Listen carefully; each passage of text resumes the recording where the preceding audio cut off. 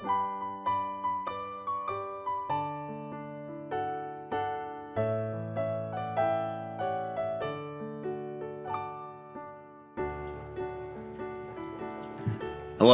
So I was recently at a church service, and the minister was finishing up a very emphatic, passion-driven sermon about temperance, about not drinking alcohol.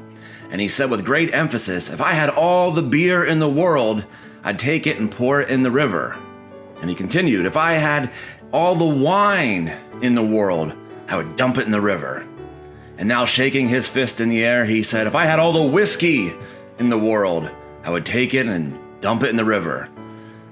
Happy with his sermon, feeling that God had inspired him, he closed the sermon and went and sat down, to which the song leader stood up and announced, for our closing song, let us sing hymn number 723, Shall We Gather at the River. So today continues along our Hymns of Faith devotional series with with congregation members submitting their favorite hymns for Pastor Jeff and I to center ourselves upon God, using them as a launching point for our devotional videos. And today is hymn number 723, Shall We Gather at the River, which is found in our United Methodist hymnal in the section titled The Completion of Creation, the City of God.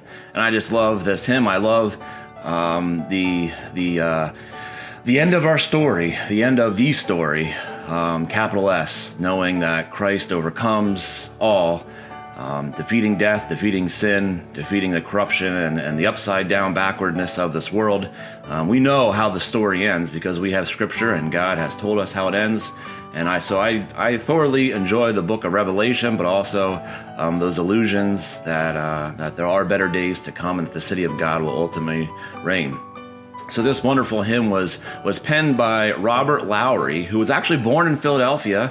He was a prominent Baptist preacher. He served in the Westchester area along with New York City. He graduated from the University of Lewisburg, which is now Bucknell University. And this hymn that he wrote in 1864 originally appeared published in Happy Voices in 1865 and originally titled Mutual Recognition in the Hereafter. My opinion, I enjoy Shall We Gather at the River title better. This hymn has appeared in many films, including in 1985, which won the Academy Award, The Trip to Bountiful. I had not seen that. I consider myself a bit of a movie buff, and I have not seen this movie, so I might have to check it out. But yeah, The Trip to Bountiful. But Robert Lowry himself, when talking about this hymn, is quoted as saying, one afternoon in July 1864, when I was a pastor at Hanson Place Baptist Church in Brooklyn, the weather was oppressively hot and I was lying on a lounge in a state of physical exhaustion. My imagination began to take itself wings.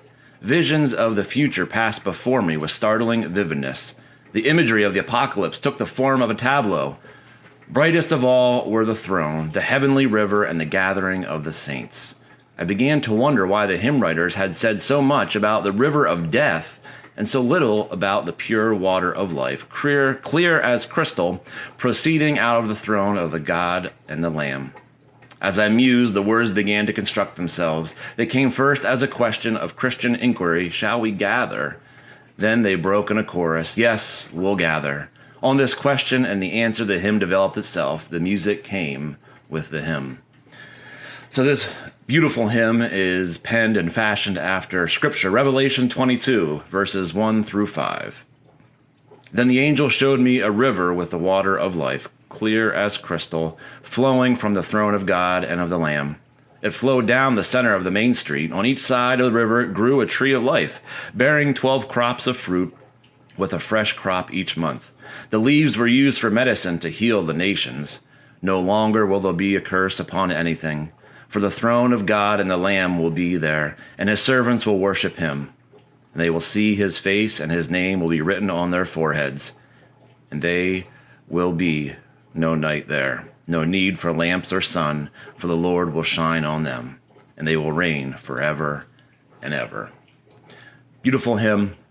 I love that it's based on this scripture, this passage, because like I mentioned before, we know the outcome. We know the turmoil that we live in, the suffering, the pain, our temptation, are drifting away from God on a daily basis. So I know I long for the day when God's kingdom shall reign on earth as it is in heaven, that new creation, God revealing himself fully to us, and that we will bask with him, and there will be no more sin and death. So I look forward to that day. I love this hymn, and I found this interesting music on YouTube.